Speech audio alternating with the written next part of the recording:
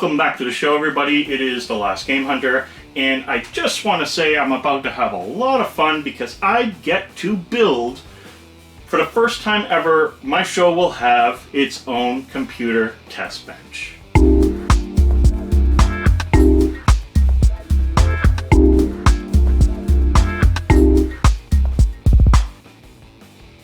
Today we're going to build the QDIY test bench. Now, that test bench will get a new name, but we will find out about that in another video. For now, we're going to test this out, we're going to put it together, we're going to find out what I think of it, because it is actually a budget-priced test bench. It is all aluminum, and it has some plexi for your fan support or radiator support, and so on. So guys, without further ado, I'm going to take this out of the box, and we're going to start putting it together. But first I want to go over what's in the box. Right off the bat, we do have a manual and I guess parts list or instructions, because this is actually a pretty decent build. Now this is really cool. So first off, just some parts, this, that, whatever, of course, some aluminum whatever thing is. But this is really neat. Look at the case that the screws and everything came in. Tell me that is not, saying, hey, this is a little bit of quality here. So for a budget bench, I'm actually impressed with that. So that's really cool.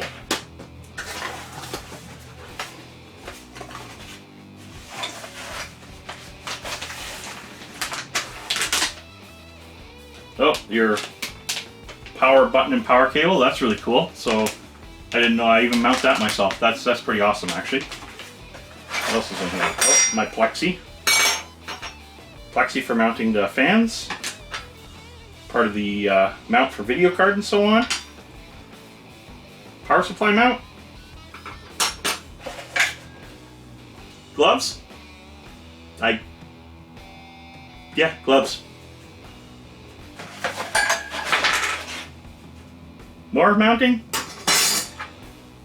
Power button mount.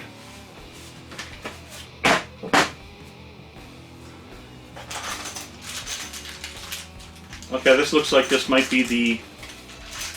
Oh, I don't know what that is. I thought maybe they were motherboard posts, but I don't think they are. I think that's for fitting the pieces together. And then, of course, a lot more aluminum posts. Now, what's really cool is they all are labeled. You'll see, like, D2, D1, and so on and so forth on them. So that's pretty cool. So hopefully this won't be a disastrous build. And this must be my tower parts, which are labeled as D4.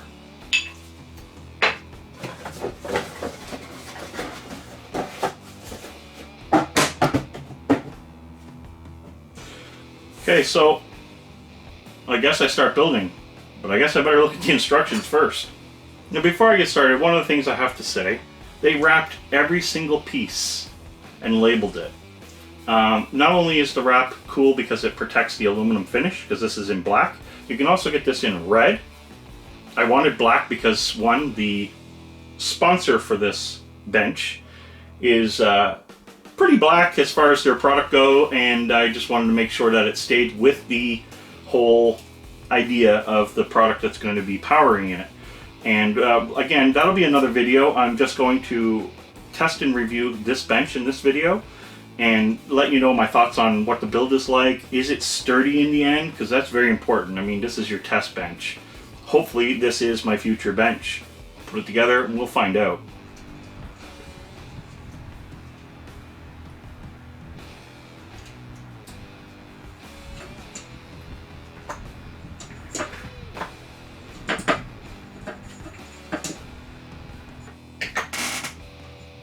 Okay, so you can see this stuff goes together with L brackets, countersunk tap screw type things, and they lock in place, and actually pretty sturdy once you tighten it up. I gotta tighten that one up a little bit. So anyway, I don't want to record the whole entire build. We're just going to give you a brief look at how it's starting to go together, and then I will get back to you guys when it's all done, and hopefully my frustrations will not go too heavy.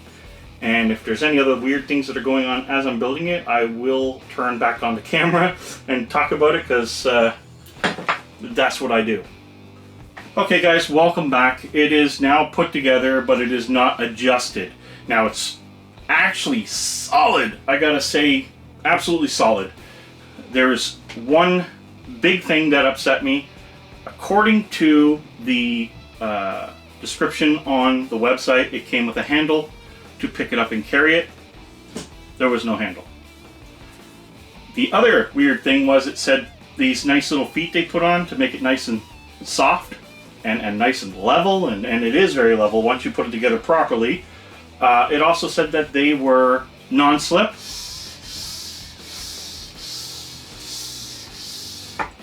Looks pretty slippery to me. Now with some weight on it, that may calm down a bit, but wow, I would not want to just accidentally bump this and send it off my counter. So something to be to be watching out for, or get yourself some rubber feet, which I will probably try and do down the road.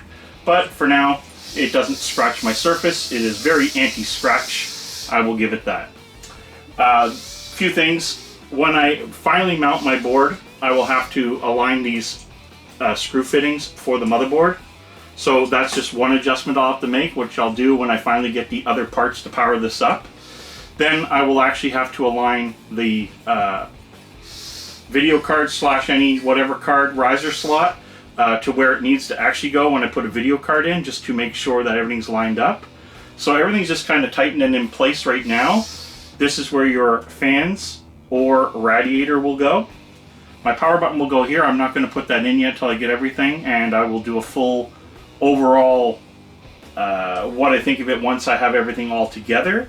I mean, don't get me wrong, this is going to work. This will work. It's actually pretty solid for the price tag. I'm very impressed with that. So I didn't put the power button in just because after I get everything that I'm putting in it for power, I want to run it proper and tie up the wires. So I didn't bother with that today. It came with these nice little end caps to cap off the aluminum, which was really nice. You have your Psu Mount right here. You can adjust this, so if you have a power supply that's shorter or longer, I think having it right about here, even if it's longer, it's still going to rest on it. I don't think I need to move it, so pretty good guess on that in my opinion. Other than that, I mean, you can actually take this and move this all the way over here if you want your power button here. You just loosen the screws and slide it.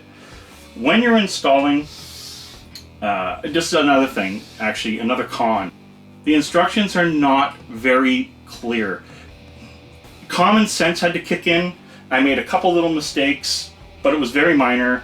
A very quick, oops, I forgot to put that on. My bad. So I had to take this off, which was only 4 lock screws, so it wasn't a big deal.